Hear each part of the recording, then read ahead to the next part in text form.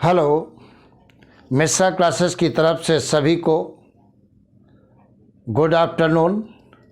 और जितने भी नीट के विद्यार्थी हैं उनके लिए बहुत आज बड़ी सूचना लेकर के हम आए हुए हैं, इसलिए सभी विद्यार्थी इस वीडियो को स्टार्टिंग से लेकर के लास्ट तक देखें, कहीं कोई जानकारी मिस न हो जाए, इस बात का विशेष तुम्हें ध्यान रखना है। तो चलिए देखते हैं वो जानकारी क्या है। पहली बात तो 12 सितंबर को नीट का एग्ज़ाम हुआ था, सभी को मालूम है। और ये भी मालूम है कि एग्ज़ाम मतलब पेपर आउट हुआ है और कई लोग गिरफ्तार किए गए हैं। और ये केस अब हाई कोर्ट में पहुंच चुका है।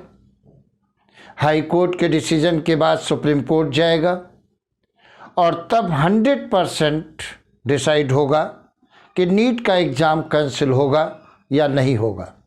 वैसे मेरी तरफ से जहाँ तक मैं सोचता हूँ 90% पेपर दोबारा होगा, लेकिन 10% नहीं भी हो सकता है।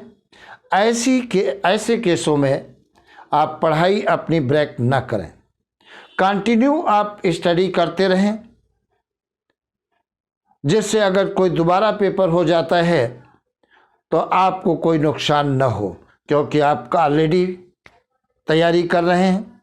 और दूसरी बात में याद रखना है, जिन लोगों का पेपर खराब गया है वो तो कंटिन्यूअस मेहनत करेंगे, लगातार मेहनत करेंगे, क्योंकि 8 महीने बाद मई में फिर से एग्ज़ाम होना है, इस बात का तुम्हें ध्यान रखना है। तो पढ़ाई किसी रूप में ब्रेक नहीं होना चाहिए।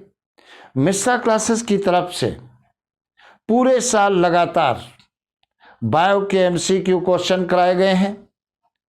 लगभग 15 से 20 हज़ार एमसीक्यू क्वेश्चन मैंने कराया है।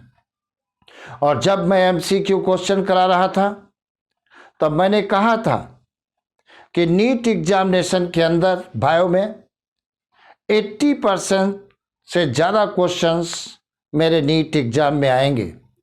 लेकिन जब 2021 का पेपर मैंने देखा तो 80 नहीं, more than 85% question Mishra classes की टेस्ट सीरीज से नीट एग्जामिनेशन में आए हैं। उसका भी एक रीजन है क्यों आए हैं,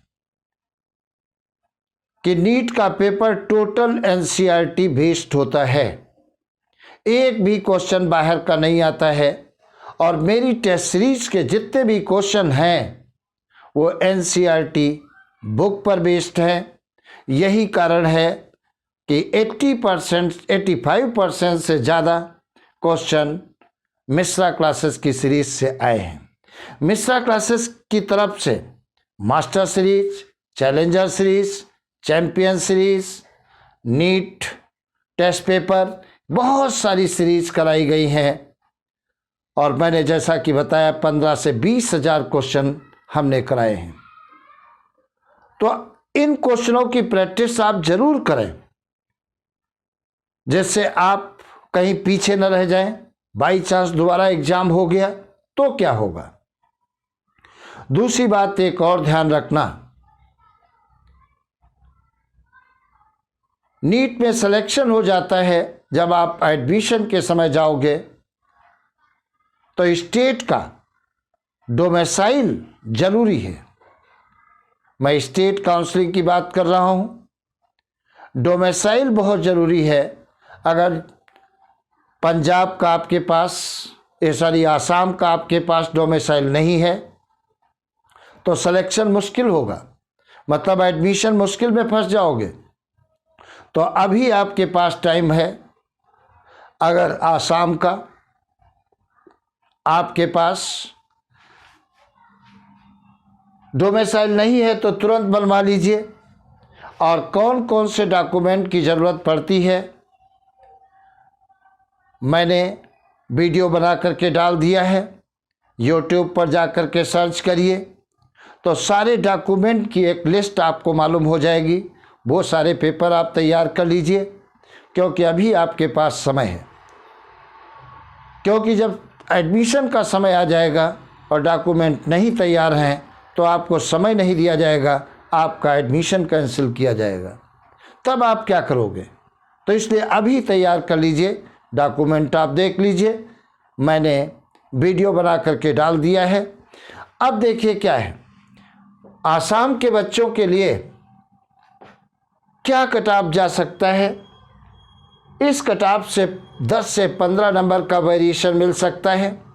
अगर कोई बच्चा जनरल का है, उसके 560 मार्क आ रहे हैं, इसका मतलब वो सेफ जोन में है। EWS का बच्चा है, अगर उसके 550 आ रहे हैं तो वो भी सेफ जोन में है।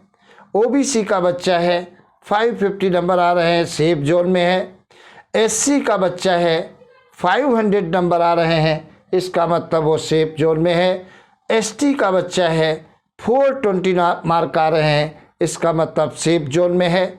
और अगर कोई विकलांग है तो उसके नंबर अगर 310 आ रहे हैं तो इसका मतलब सेफ जोन में है।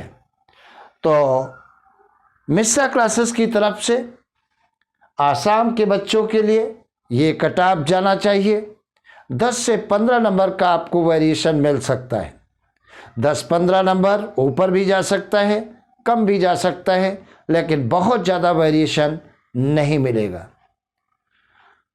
तो लग जाइए, जुट जाइए, देखते हैं क्या होता है, क्योंकि नीट रिजल्ट तो सस्पेक्टेड में है।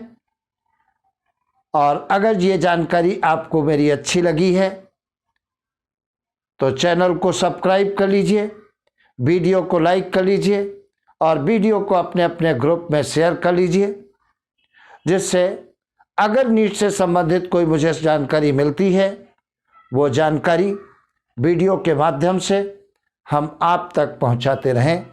और आसाम के बच्चों के लिए हम भगवान से प्रार्थना करता हूं कि सभी बच्चों को गवर्नमेंट कॉलेज में एक सीट मिल जाए। एक टीचर होने के नाते भगवान से मैं सभी बच्चों के लिए ये प्रार्थना करता हूं कि सभी डॉक्टर बन जाएं, और देखते हैं क्या होता है। तब तक के लिए सभी को थैंक यू और बेस्ट ऑफ लक, सिलेक्शन हो जाए। और फिर मिलते हैं अगले वीडियो में नई जानकारी के साथ आसाम के बच्चों के लिए। Okay, thank you.